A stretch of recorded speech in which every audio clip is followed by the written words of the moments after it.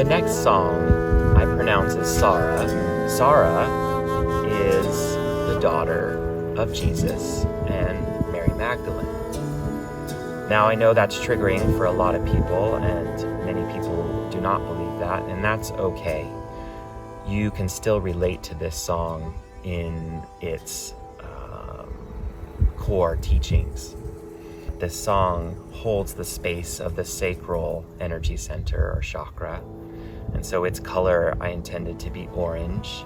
This song was also a gift in the sense that it came fully formed as its general bone structure. So I often think of the songs beyond seeds, but as physical beings, and I will often have to work on the bones or building the bones of the structure of the entity before it can have flesh and clothes or an outfit and an identity.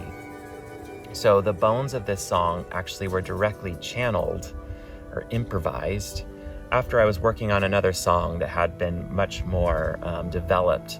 And it was like, I'm just feeling something, and I just kept going, and I was able to capture it. Because it was so long, this is one of the songs where I'm not sure I would have been able to remember, but it was very dear to me. And shortly after, I realized, oh, this isn't just some keyboard coolness.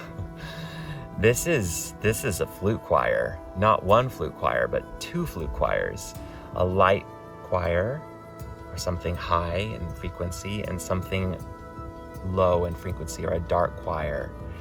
And so I developed the song in that, with that intention.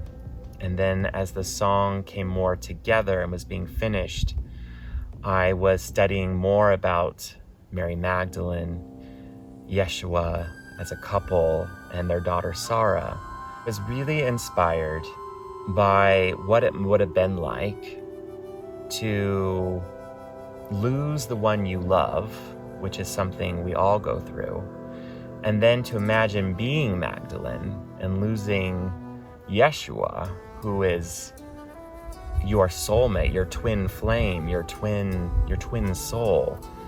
And not that their relationship is any greater or holier than the relationships we have with other people, but just to imagine what that would have been like. And for me, Magdalene is an equal to Yeshua. What he did in the resurrection was only possible because of her and the work they were doing together. And so much has been forced underground about her teachings and how she was an equal healer, teacher, and fully divine human being as he was. So to step into their shoes for a moment, and I had a moment during one of my own healing processes where I was toning. I was using my voice to process and move through my own healing and traumas.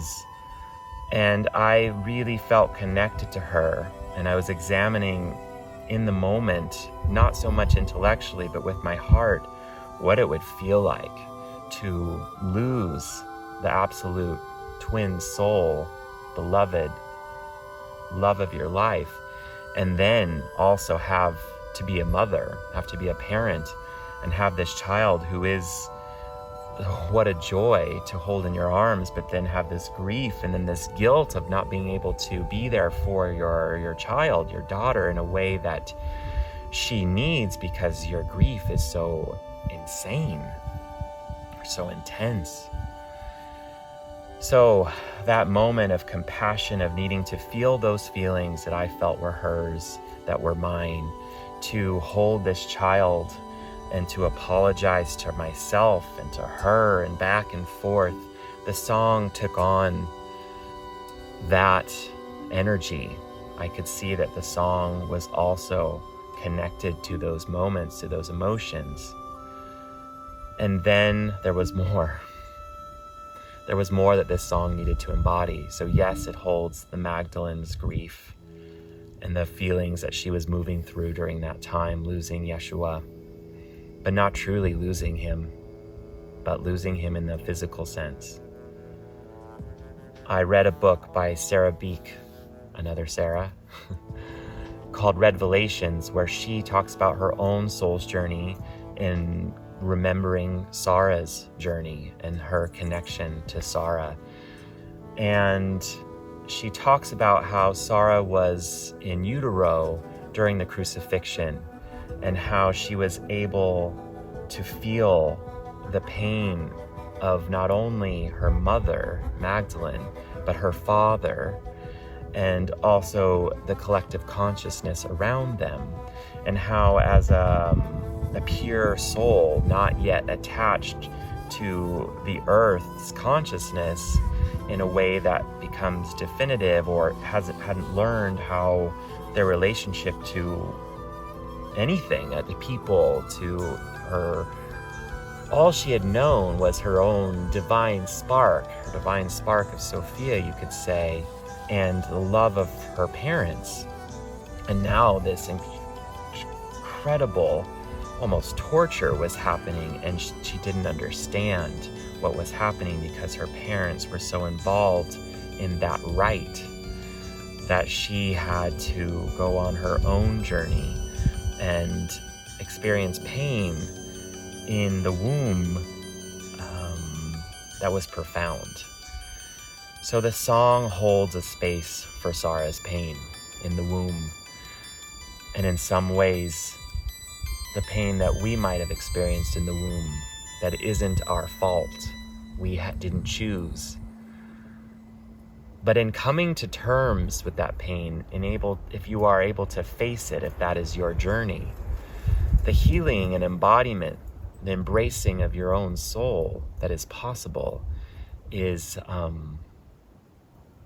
don't know if I have the right words for it, but is something truly transformational.